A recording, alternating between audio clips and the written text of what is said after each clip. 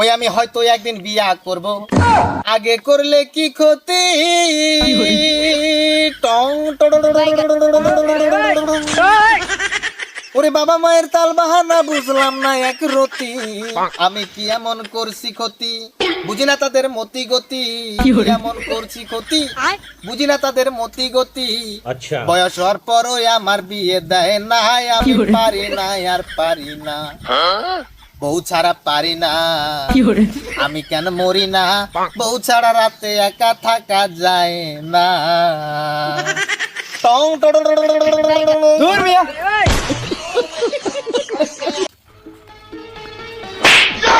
ভাই ছোট ভাই টং টং টং ছোট ভাই কেমন আছো কেমন নাই, আমার একটা বউ নাই, আমি বিয়া করতে চাই। ছোট ভাই কেমন সামন আসসালামু আলাইকুম ভাই। ওয়ালাইকুম আসসালাম। ভালো আছেন ভাই? জি আলহামদুলিল্লাহ, আমি সবসময় ভালো থাকি।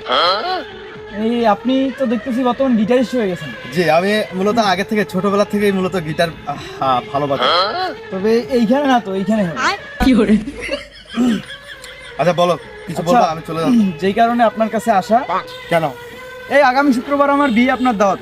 ও আগামী শুক্রবার তোমার বিয়ে? হ্যাঁ বোন তোমার বিয়ে? হ্যাঁ। হায় হায় উস্তাদ, আবার সিনিয়র জুনিয়র বয়সের ঢোকা বাড়া সারা।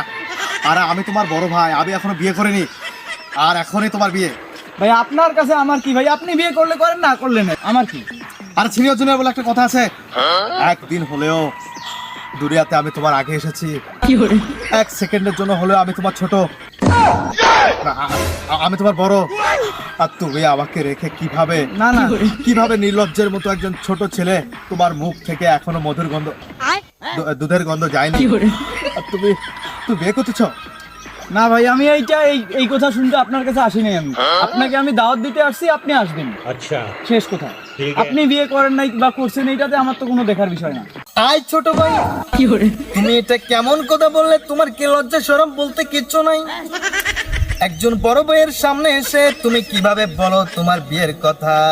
তুমি কি একবার ভেবে দেখেছো আমার কষ্টের কথা? আমার যে এখনো বিয়ে হয় নাই, আমি তোমার থেকে একটা সিনিয়র মানুষ, একদিন এক সেকেন্ডের জন্য হলেও পৃথিবীতে অগ্রিম জন্মগ্রহণ করে পৃথিবীর আলো দেখেছি, আর তুমি সেই ভায়োলেশন ভঙ্গ করে, সিনিয়র জুনিয়র নিয়ম ভঙ্গ করে তুমি বিয়ে করতে যাচ্ছ কিসের জন্য? আর তুমি কি করে ভাবলা যে তোমার বিয়েতে আমি আসবো? আচ্ছা তাহলে কি আসবেন না?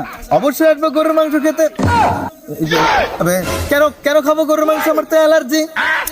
খাবো না, তুমি আমার চোখের সামনে থেকে এই মুহূর্তে দূর হও। আচ্ছা ভাই শুনেন, বসেন, মাথাটা ঠান্ডা করেন। আপনাকে আমি একটা কথা বলি। বলো। আপনারও বিয়ে হবে, বুঝছেন? আপনি আঙ্কেল আন্টির একটু বুঝান, আপনারও বিয়ে দিবে তোরে ভাই। হ্যাঁ, আরে বোঝো না, ওদেরকে বুঝাইতে আমি হয়রান। গত 3 বছর থেকে আমি বুঝে আসতেছি আমার বিয়ের বয়স হয়েছে, আমাকে বিয়ে দাও।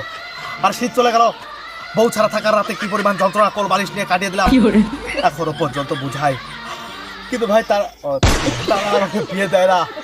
ওই আমি হয়তো একদিন বিয়া করব, আগে করলে কি ক্ষতি। টং ওরে বাবা মায়ের তাল বাহানা বুঝলাম না এক রতি, আমি কি এমন করছি ক্ষতি, বুঝি না তাদের মতি গতি, কি এমন করছি ক্ষতি, বুঝি না তাদের মতি গতি।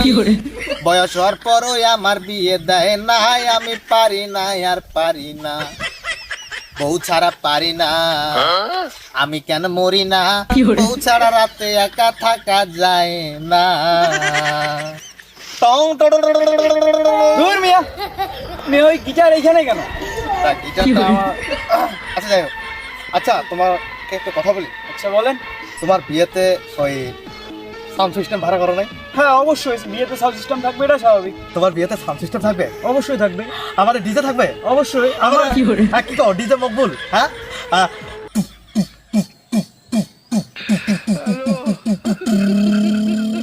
ডিজে মকবুল এরকম বাজবে না? হ্যাঁ সবকিছু থাকবে। আমার বিয়ে কোথা, আমি আসবো।